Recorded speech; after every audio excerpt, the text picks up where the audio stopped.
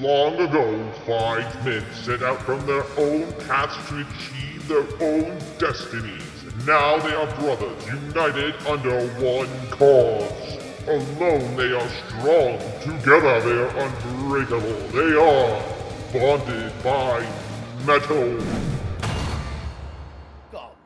Welcome back to Bonded by Metal, and we are talking the brand new Alice Cooper album. This is the 30th album overall and the 8th album from the Alice Cooper band, but it's the first one in 52 freaking years. That is over half a century. I wasn't alive when the last Alice Cooper band album came out, but here we are having a conversation on the 8th Alice Cooper band album. And here to join me to talk about this album are the Disciple of Rock and Pope Metallicus. How's it going, Disciple? Oh, dude, it is going good. You know, initially when a couple of the after Black Mamba came out, the two other singles, I was kind of skeptical about this album. But listening to it, I was thoroughly surprised how good this thing is. And it's, got a bit of a newer sound to it, but it's also got a lot of a classic Cooper album feel. So it's a really good album from him. Okay. Pope, how are you, sir?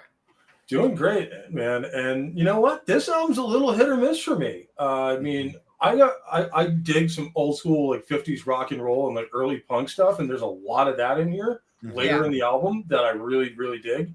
Early on, it kind of loses me though. But it's kind of one of those like not so sure about this, but the further you dig into it, the more I'm into it. The musicianship's great. Unfortunately for me, the thing that kind of lets this down is Alice's voice. It doesn't really fit well with some of the songs, and I kind of question some of the choices on it, but we'll get into all that. Okay. Yeah, definitely sounds like he used a little bit of auto-tune to me. A little bit.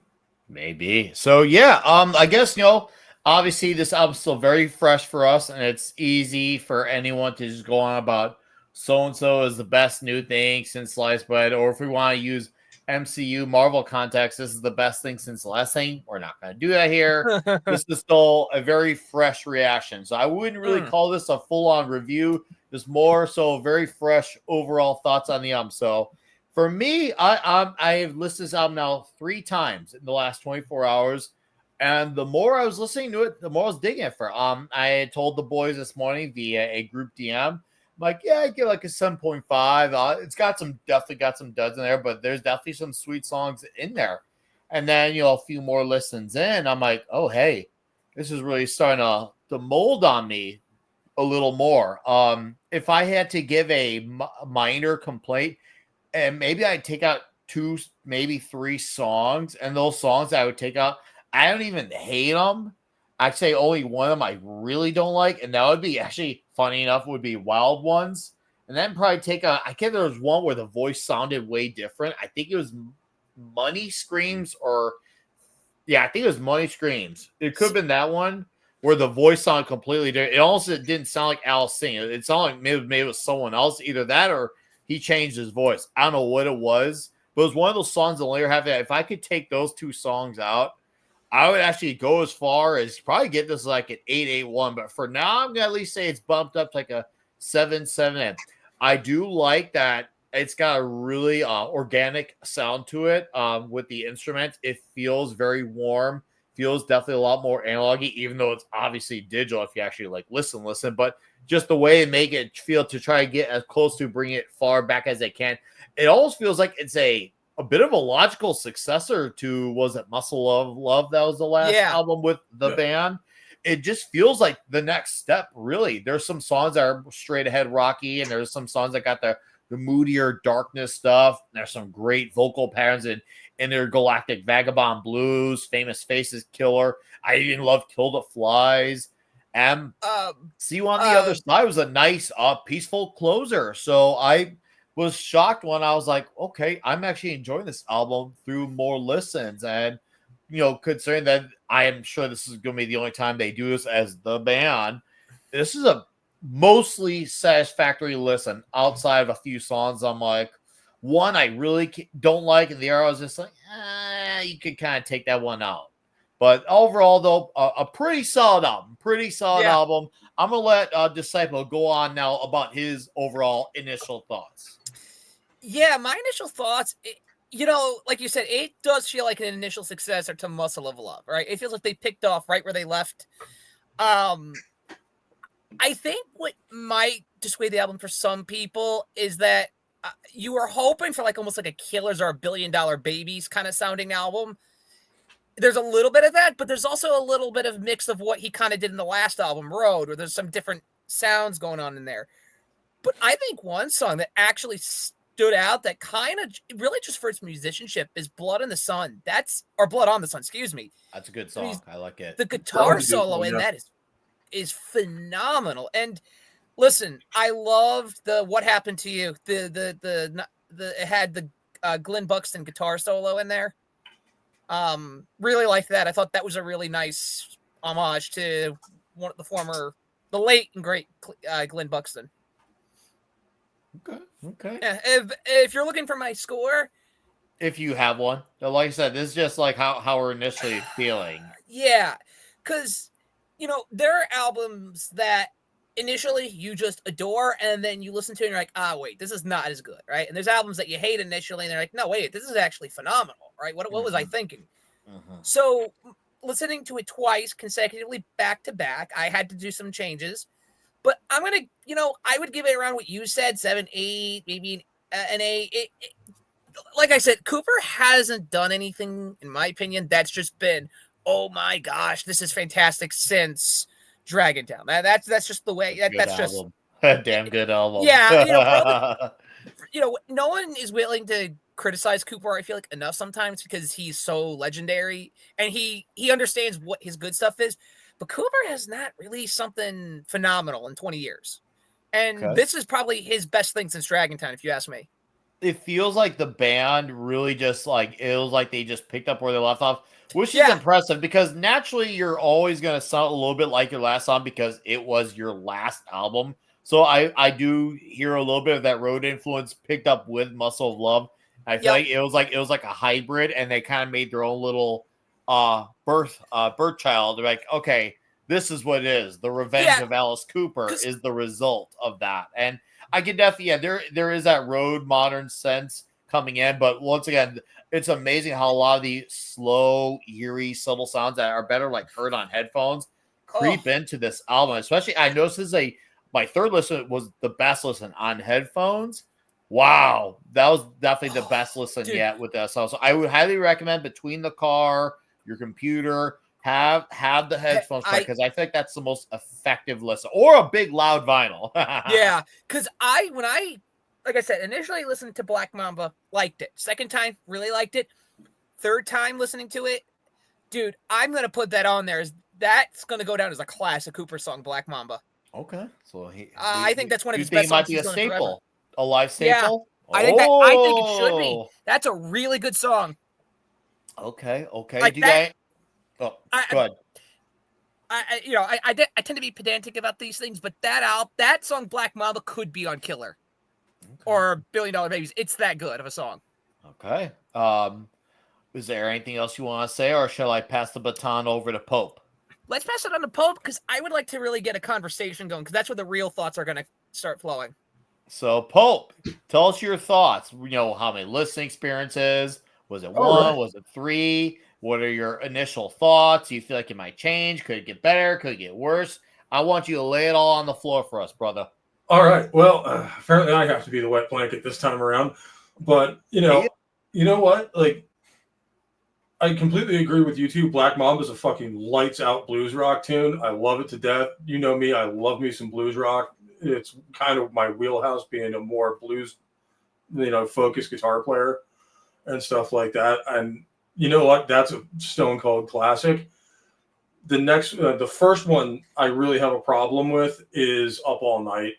I really just do not like that song. It sounds very generic and like it was born for radio play. And I know this is Alice Cooper we're talking about. That's not exactly uncommon, but it still irks me a little bit. But the deeper you go into this album, the better it gets in a lot of ways in terms of, you'll have some stuff that sounds like old school Ramones, like jumped up 50s rock and roll tunes. You'll have 20 Screams. Yeah. You'll have a whole bunch of a little bit of psychedelic stuff from the 60s in there, which I really dig because it's cool to see that sound kind of make a comeback. It's been a while.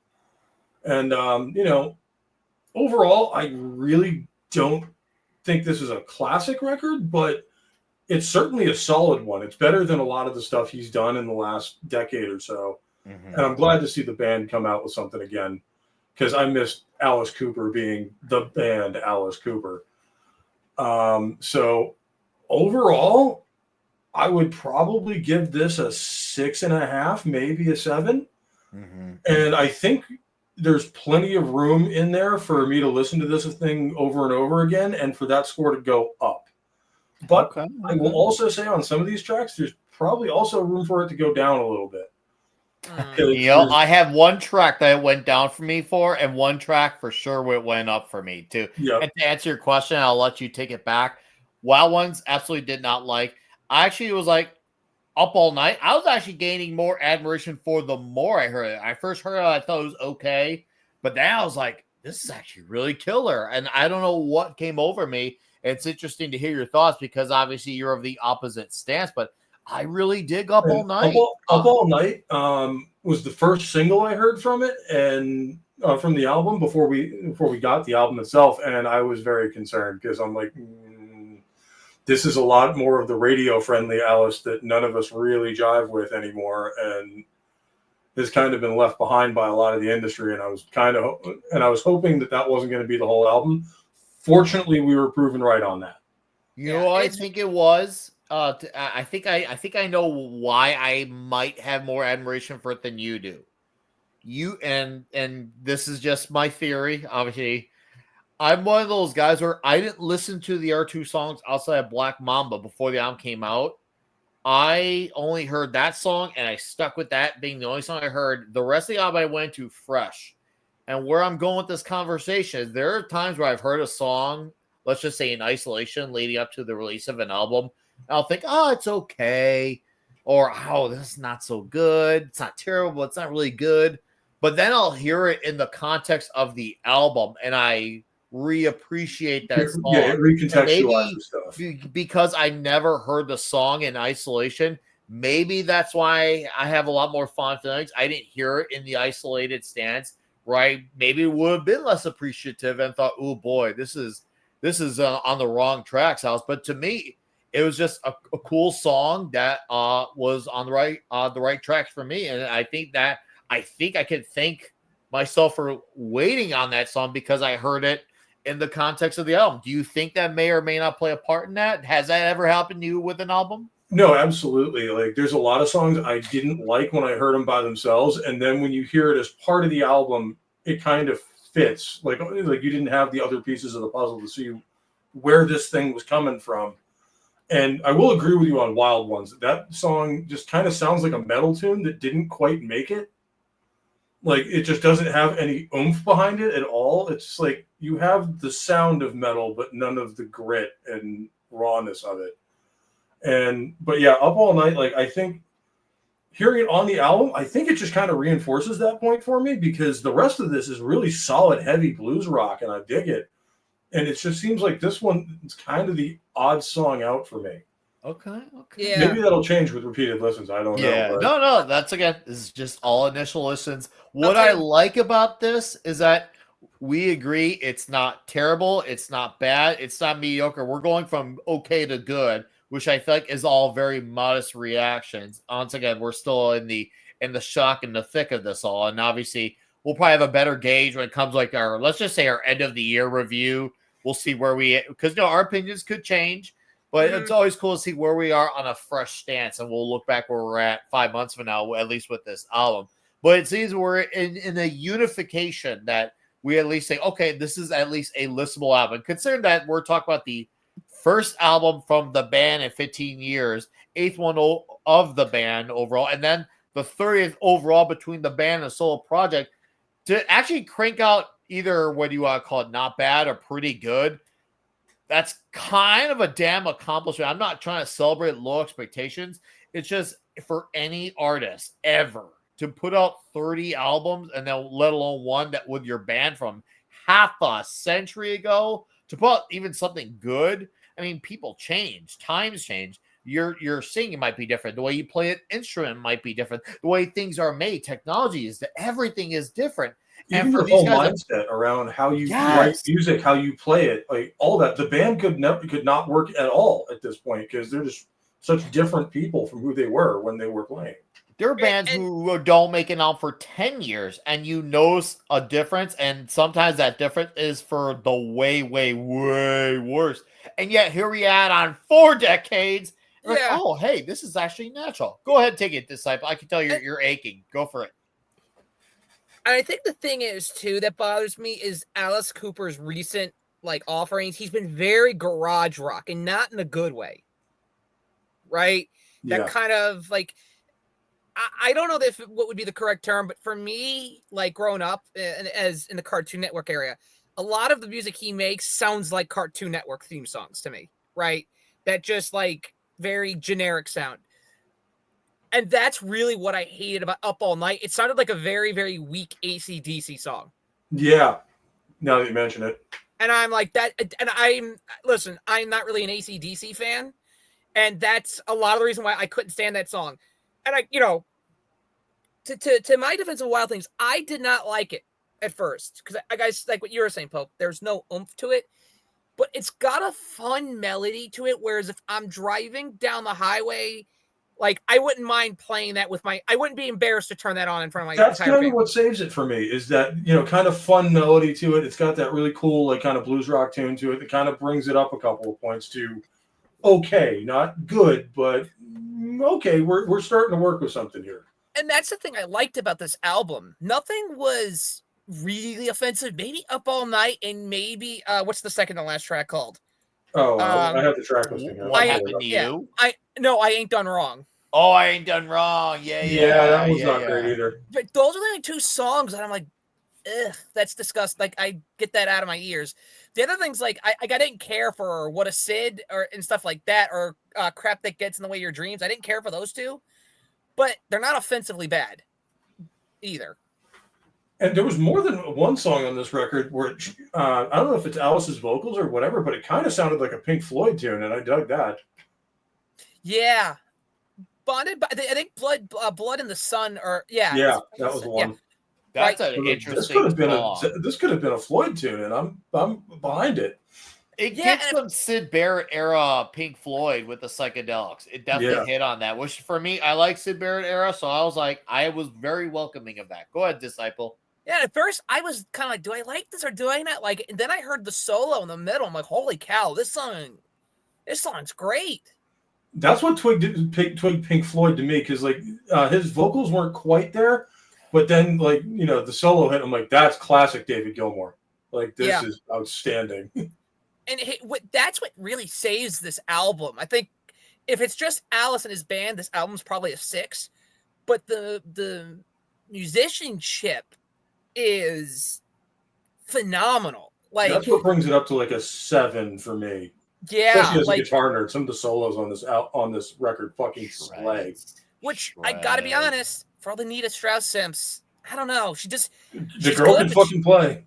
Oh yeah, she can play. I don't know if she's great for an Alice Cooper. I mean, she's great live, but I don't know for Alice Cooper. Just maybe it's she can play. No, there's no doubt about that. Yeah, it's just she's not everyone's style, which that's fine.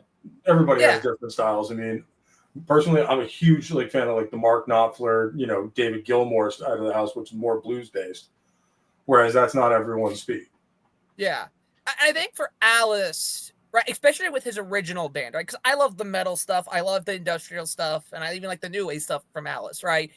But when I'm hearing classic Alice, I want that more bluesy sound, that 50s, 60s rock, but kind of a little heavier kind of sound, and that's what this album does very well. Yeah, this album has that in spades. Okay, well, guys, I will ask one more thing. Outside of the actual last thing, usually historically for the last, let's just say 40 years, Actually, no. Let's be reasonable here. Last 25, maybe 30 years. Usually, yeah, definitely 25 to 30 years at most. When a new album comes out, there's only 1 to 2 songs played from a new album for Alice Cooper. I get, time constraints, X amount of albums, something's got to give, yada, yada. I want to know if it was up to Disciple and Pope to pick 2 songs that could be on the set list, whether it's for their opening tours to direct support for Priest or on a headliner. I want to know what your guys' individual 2 songs would be. Disciple, if I'll say, hey, what 2 songs from The Revenge of Alice Cooper should we play live? What is it going to be, Disciple? What are the 2 songs that are going to be on the set list? I'm definitely going to say Black Mamba. That just fits in with Alice Cooper. The second one's going to be tough because I would, I'm just going to say Money Screams. Okay. Solid choice. It's a fun, it sounds like a Ramones song almost. That's the one that jumped out in my mind. I'm like, this is the Ramones. Yeah. This is the good Ramones from the 70s. And because the problem with Alice Cooper content, and it's not the problem, they're very fun orientated. A lot of the other stuff is more of an intellectual kind of sound, a little more feel to it, where you need to kind of be more kind of grooving rather than jamming. And I think Black Mamba and Money Screams would actually give you, because it's also more of a deep cut too, and that's more fun when you go into something that maybe didn't catch everyone's eye. I agree. I like that a lot, dude. Well chosen, man. Appreciate that. Pope, 2 songs. Right. You're the man. Al says Pope Metallica's the first. What 2 songs from The Revenge of Alice Cooper shall we play live? I'm going to agree with Disciple on Black Mamba. It should absolutely be on there. It's a killer tune, and if you're looking to show off the new stuff, that's a great way to get people into the album. And I'm gonna go with kind of the symbology on this one and kind of the messaging it sends is end your set with "See You on the Other Side." Oh, yeah, bold, very bold. Because that's a great song to send people off with. It's a great message of, hey, thanks for coming out, and I'll catch you next time. Wow. Now that is bold. Okay. I appreciate the hell of that. So for me, I'm going to go for the hat trick here, and I'm looking at it more so not from a favorite song standpoint, even though it's a strong track. I'm going to say Black Mamba from a marketing standpoint. Why? Because it really does give you a good idea sonically of what the album is going to encapsulate. You are not misled by the song. You get a good idea of the representation of what is to come for the next 49 minutes after this first song. So I feel like from a marketing standpoint, Black Mamba makes so much sense. And then if I'm going to have another song, I'm somewhere between Intergalactic Vagabond Blues or Kill the Flies. I don't know where. I'll probably say for now Intergalactic because I really love the groove of that tune. There's some different oddball stuff going on there, and I really dug it. I thought it was really hooky. And for me, Alice Cooper shows shine best when they're really hooky. Yeah. Especially when he has something that gets the people like wanting to sing. So I'm thinking from a crowd participatory standpoint. I feel like Black Mamba to represent what the album's going to say, hey, this is why you need to check out this album. Here's the song. Oh, and here's a cool hooky song that'll get people either grooving or singing with Intergalactic Vagabond Blues. And that's a killer ass title too. And don't get me wrong, I actually thought about your guys' songs too. No BS. I thought about those too. So it was tough. And that's a good problem to have when it's tough to choose those songs. So with your comment on Kill the Flies, I would accept that song if he did it with like Halo of Flies or something from like Looking from the Inside. Okay. If he pairs it with the right song, it would fit very well. So you're looking at a timing issue. You're looking at a timing thing. See, that's smart too. What an insightful conversation we're having on the Alice Cooper set list. Alice, you should probably take our notes and think about what we're saying. One thing I've learned. I'm for hire. I'm just saying. Going to so many shows, the timing of a song in a set list can change your opinion on the song. Because there's been concerts I've gone to where I do not like the song they're playing, but all of a sudden they play it live and the timing's right and the atmosphere is right. And I look around and I'm like, dude, I love this song now. Yeah, when you hear certain songs live, it's just like, I understand now. I get what you were going for. This is it. I get it now. Yeah, and it's like, you know what? Nah, I dig it now. Yeah. All right. Well, dudes, it feels like we're ranging overall from a pretty good to really good, teetering on great, and I can't wait to see where this album stands 5 months from now when we're at the end of the year of 2025 to see where this album lands on our fondness, not so fondness go.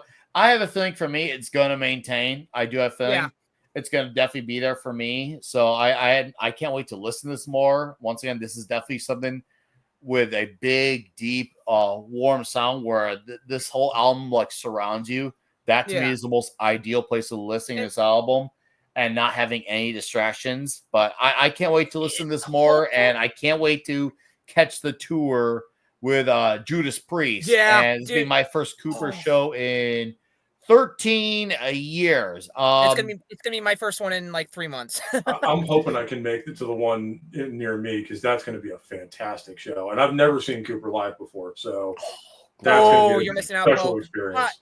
No, Glory be. Go ahead, Disciple. I will say, I guess, I don't know if we're doing closing thoughts, but mine is, if this is his final album, hell of an album to go out on. Oh yeah. If it's not his final album, it's a step in the direction for his magnum opus to be a killer one. Because we all know everything after Dragon Town, like was Eyes of Alice Cooper and what are the other ones? Dirty Diamonds Suck, right? And then Welcome to My Nightmare. Ugh. We've already covered that album in another video. Yeah. Paranormal. I'm not a fan of Paranormal, but I get it has its fans and it's not bad. Road is a good get back to the basics album. And then he does this, which is like, no. He is back, right? So either way you look at this is a good album. And this is a good place for him. If it's, like I said, if it's the end, it's good to end on. If he's got one more in him, it's a positive sign that he's going to have one other good album left in him. So either way, I'm happy with this album. Okay. Those are wonderful closing thoughts. Pope, your closing thoughts. Well, I mean, like I said in my kind of review, I see a lot of room for this album to grow on me. Even though I had it the lowest rated, it's still a very good album. For me to give it a 6.5, it's still better than most things out there. Mm-hmm. So, I fully anticipate figuring out new little stuff that I didn't hear before and appreciating it more as it goes along. So, like you say, we'll see at the end of the year where this ranks. I would be willing to bet this goes up at least half a point, if not more, in my estimation. And like I said, I hope I can get to see them live when they're in my area because I want to see it live because that's really how you feel a band is seeing them live. Yeah, and if we like Disciple said, if this is the album he goes out on, just like Invincible Shield by Priest, if this is how it ends, I am more than okay with that because they went out on a damn high note. And if it's not, it's leading to more, hopefully, great things to come for years by one of the greats of the scene. And, I'm hoping we're around to see it. I agree. For me, my initial thoughts, I'm kind of like in the same boat with Disciple in the sense that, if this is the album that it all ends on, which I actually don't think it is, but this would be a solid note to end on because it shows you he still got it. The band still has it. And that's assuming that this was the end. Now, I do feel like there will be more, whether it's the Band of Souls up for debate or just, hey, guys, do you want to do this again? Maybe it could be simpler than that. But I feel like we are definitely in a trajectory towards something even better should this continue on, which I'm in the camp of I feel like Alice Cooper still has another 10 to 15 years left in him. I hope he makes it to 100, but that's just how I feel on that. But yeah, I'm excited for the future, and we'll see where we are in 5 minutes. But we thank you, and all of you for watching this video. Yes. And like Pope, like Disciple, we all hope you lay down your souls to the gods, rock and roll. Barbecue, huh? How do you like your ribs?